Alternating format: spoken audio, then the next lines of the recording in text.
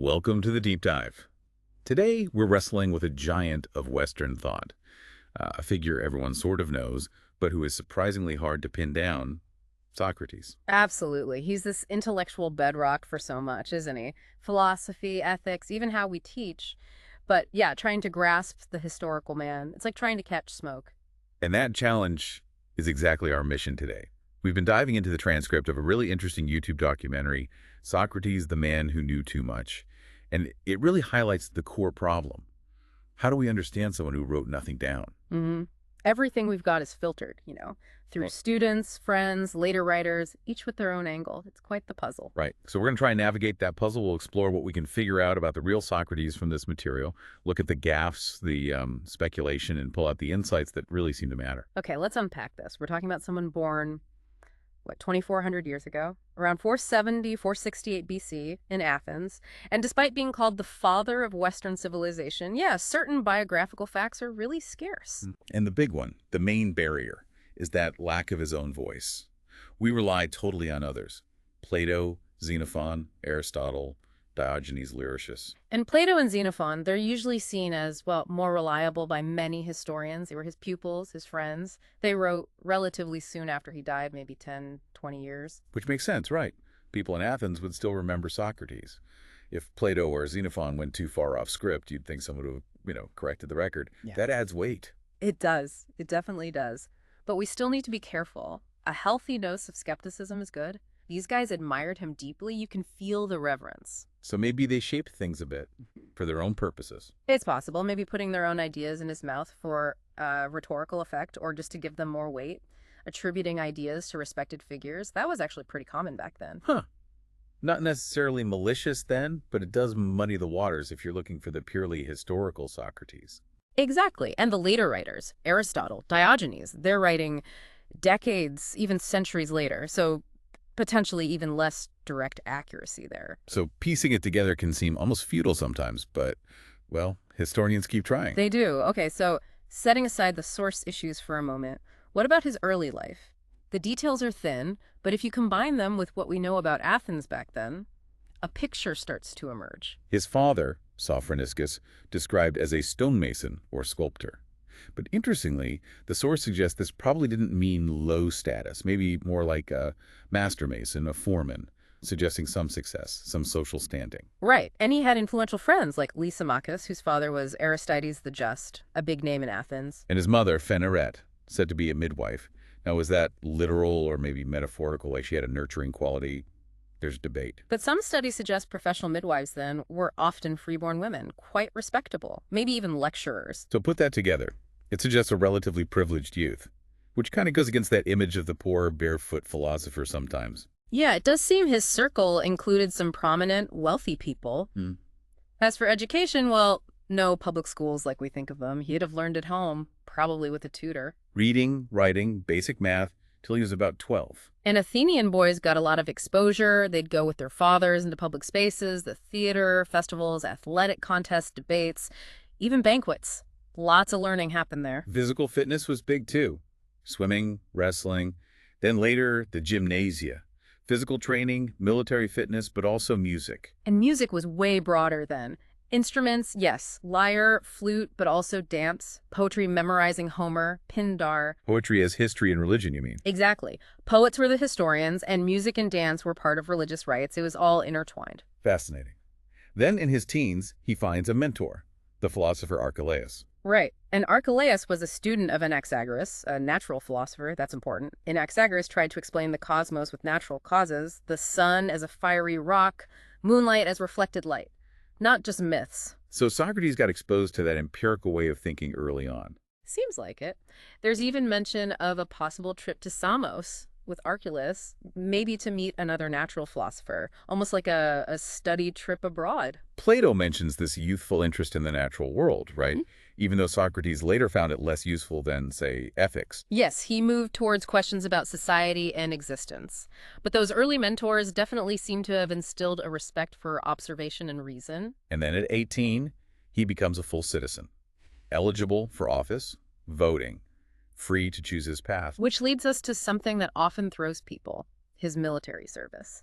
This source material suggests Socrates wasn't just a brief conscript, but maybe spent a good chunk of his life as a soldier. A career soldier. Wow, that really clashes with the usual image, doesn't it? The shabby old intellectual. It does, and it fits with that higher status idea, too. Being a hoplite with the heady armor and shield, that costs money. His family must have had means. So he wasn't just philosophizing barefoot all day. He trained, patrolled.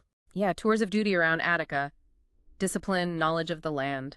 And he's explicitly mentioned in two big battles. Potidaea in 432 BC, he would have been 38, and Delium when he was 46. That gap between them.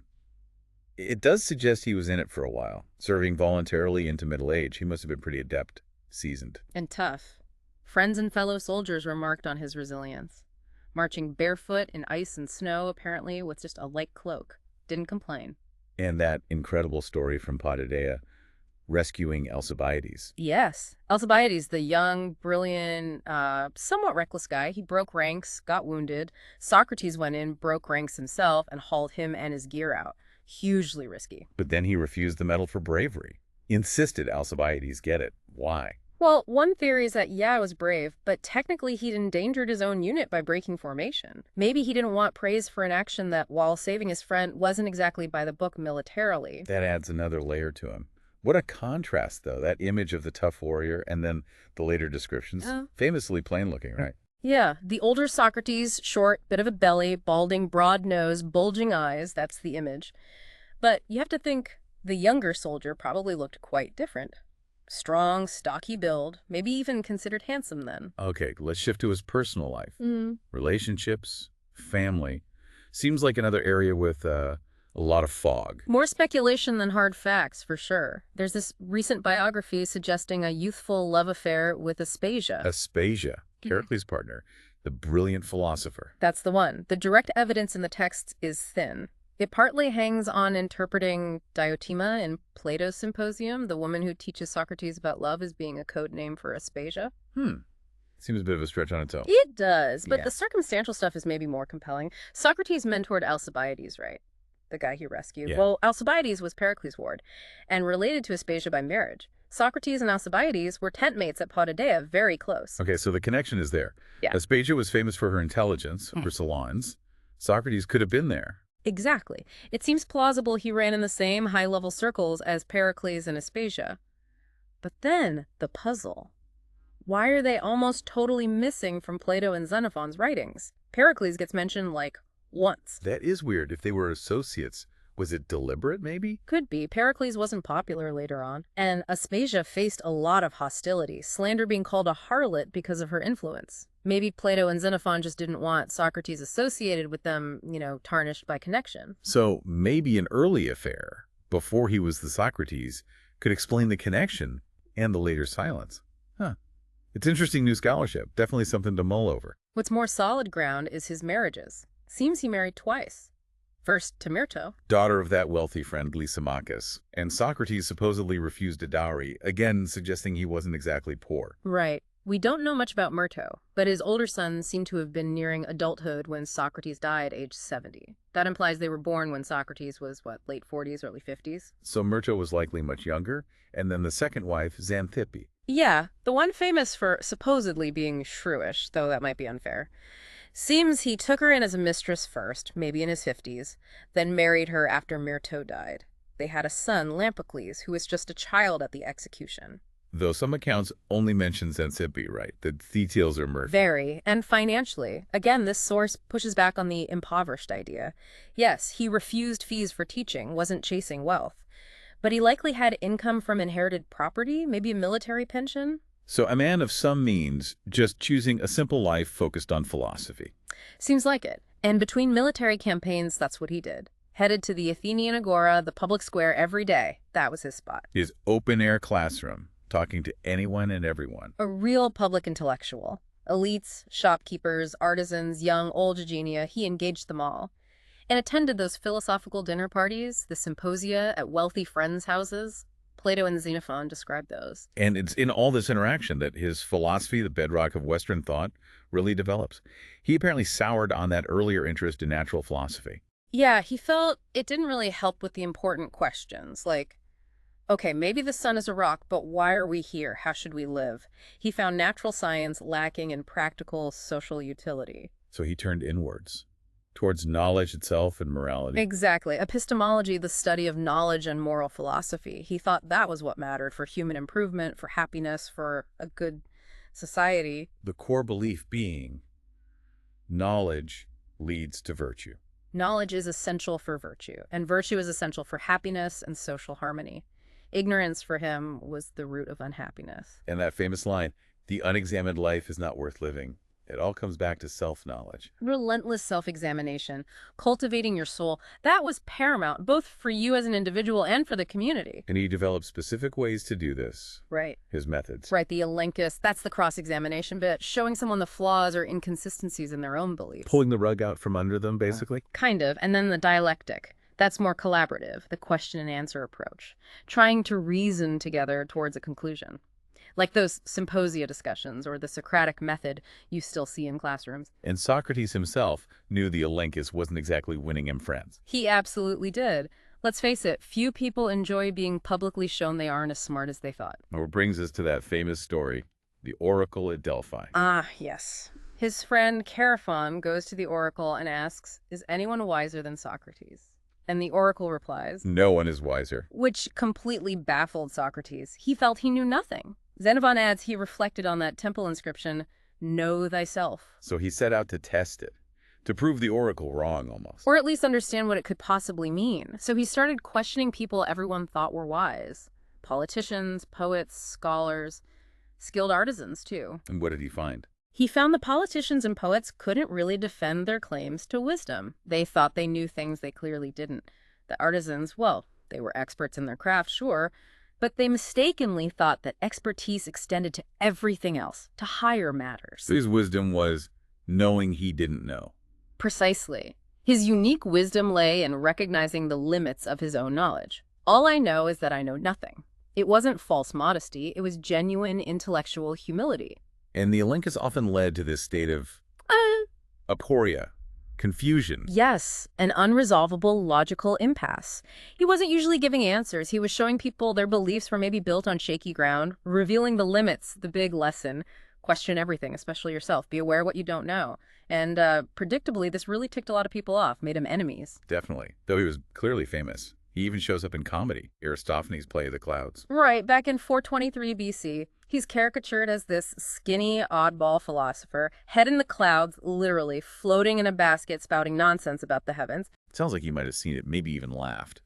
Plato suggests he knew Aristophanes. Possibly, but unfortunately some of those comedic jabs like claiming he studied the heavens and the earth came back to bite him later seriously. And then there was the really damaging stuff. His association with controversial former students. This seems to be a huge factor in why things turned sour for him later. Two pupils in particular became majorly problematic figures in Athenian politics. Alcibiades, for one. His friend, the one he rescued. Beloved pupil, yes. But later elected general led the massive, disastrous invasion of Sicily, then accused of sacrilege right after setting sail. He fled, defected to Sparta, gave them intelligence, contributing to Athens' huge defeat in Sicily, a catastrophe. Many blame that for weakening Athens before the final loss in the Peloponnesian War. A huge blow to Athenian pride and power. And then there was Critias, another former pupil. Critias was a leader among the 30 tyrants, right? That brutal oligarchic regime the Spartans imposed after Athens lost the war. Exactly. They ruled oppressively for about a year, 404 to 403 BC. So after the tyrants were overthrown and democracy was restored, people remembered. Socrates taught Alcibiades, Socrates taught Critias. These guys were seen as arch traitors. And Socrates got tarred with the same brush. Guilty by association. It seems so. Even though Socrates himself had actually resisted the tyrants, he served one term in office during their rule and famously refused Critias' order to arrest an innocent man they wanted to execute. That act of defiance probably saved him when the tyrants fell. But the association stuck. People started muttering. Was Socrates somehow responsible? Did his teachings corrupt these young men? That resentment seems to have festered, and it led directly to his trial in 399 BC. 3 citizens, Miletus, Anytus, and Lycon, brought the charge in. And charges were? Impiety, basically. Not respecting the city's gods and introducing new divine concepts and corrupting the youth. Plus, dredging up those old claims about studying the heavens and things under the earth, maybe echoing the clouds. The Athenian trial system, Fascinating. Private citizens bring charges, no official prosecutors, equal time for both sides measured by a water clock. And a huge jury, 500 citizens chosen by lot. The idea was to make bribery almost impossible. And Socrates' defense. Plato wrote it down in the Apology. Sounds like he didn't hold back. Not at all. He used all his verbal skill to pick apart the charges, arguing they weren't based on facts, but on years of rumor and resentment built up by people whose pretensions to wisdom he'd exposed. But it wasn't enough. The jury found him guilty, though apparently by a pretty slim margin. Yeah, only about 30 votes out of 500. Close. Then sentencing. The accusers wanted death. Socrates could propose an alternative. Right, usually a fine or exile showing remorse. But Socrates wouldn't concede guilt. So instead, he argues he should be rewarded for his service to the city, suggests free meals for life, like an Olympic hero. Was he serious? Or was that a final bit of Socratic irony? Either way, probably didn't help. Probably not. He did eventually offer a small one himself, or a larger one his friends like Plato and Crito offered to guarantee. But the jury voted again. And this time, the vote for death was decisive, by a larger margin than the conviction vote. Yeah. His response, though, remarkable. He thanked his supporters, condemned his accusers, saying history would judge them, but he accepted the verdict. As a loyal Athenian committed to the rule of law, even when it was unjust to him personally. And he ended up in prison for about a month before the execution. That was unusual. Very. It was because of a sacred ship being away on its annual religious voyage to Delos. No executions could happen until it returned. So he had time. Plato's Crito and Phaedo cover these last days, right?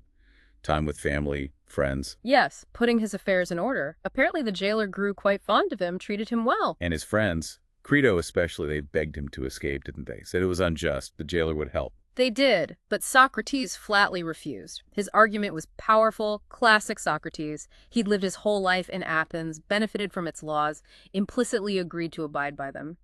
To run away now would be to break that compact, betray his own principles, harm his soul. Two wrongs don't make a right. Basically, yes. Escaping would undermine everything he stood for. His integrity mattered more than his life. So, on the last day, he spent time with his wife and sons, then sent them away. Yeah, to spare them the sight of the execution at sunset, he spent the final hours talking with his friends about life, death, the soul's immortality, comforting them even as they wept for him, saying things like, "Who knows if death isn't better than life?" And then at sunset, the hemlock. The jailer brought the cup. Socrates drank it calmly, without fuss. His very last words, spoken to Crito as he was dying. "Crito, I owe a cock to Asclepius. Please remember to pay the debt." What did that mean? The million drachma question. Asclepius was the god of healing. Was it a real, literal debt he'd forgotten? Or something metaphorical, like maybe life itself was the sickness and death was the cure, the healing? So a thank offering was due. The debate continues. It's perfectly Socratic, leaving us with a question. It really is. Which brings us to his legacy. It's immense. Comparing him to figures like Buddha, Jesus, Lao Tzu, other great teachers focused on self-knowledge, moral improvement. It's a compelling comparison, all focused on cultivating the soul. But a key difference. Socrates was never deified. He remained human. Profoundly influential, but human. Though his ideas, especially on the soul, ethics, they had a huge impact on early Christian thinkers, didn't they? Incalculable influence, yes. And his fingerprints are all over Western education, law, politics. Socratic teaching methods are standard. Scholars still argue about his stance on democracy versus oligarchy, or civil disobedience versus the social contract. He wasn't universally loved by later philosophers, though. Nietzsche, for instance, really attacked his ideas. Oh, absolutely. But maybe his greatest gift, the source suggests, was championing reason and, well, empiricism in a broad sense. Questioning, demanding evidence, using logic. Even though he turned away from natural science personally, his whole approach, seeking truth through reasoned argument, open to criticism, paved the way for Aristotle's more formal scientific method. And that idea of a higher authority, something beyond just the state's laws. Yes. Whether you call it the divine or moral conscience or just pure reason, he established that there's something higher that we owe allegiance to. Ultimately, he died for that commitment to reason and integrity. A martyr. His enemies got their way in the short term, but Plato and Xenophon, that gave him the last word, didn't they? Immortalized him. He certainly did. And so despite all the challenges with the sources, the difficulty in pinning down the real man, the search goes on. Which feels appropriate, really.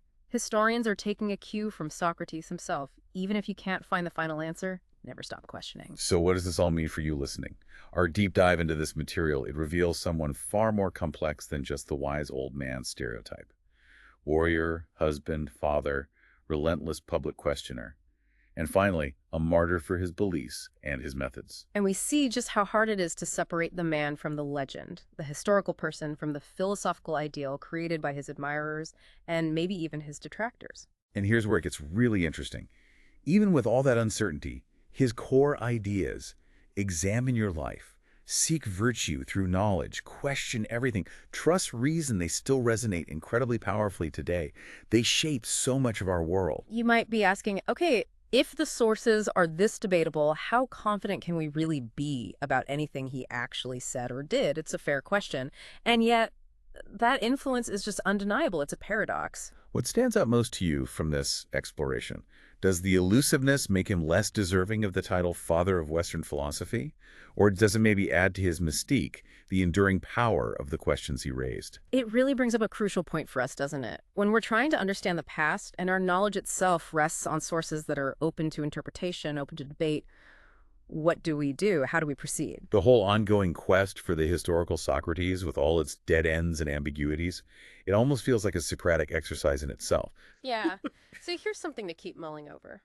If Socrates famously taught that true wisdom lies in knowing what you don't know, could the very difficulty we have in definitively pinning him down, the historical man, be his final, most profound lesson for us today? A lesson about the limits of our own certainty when we try to grasp the past.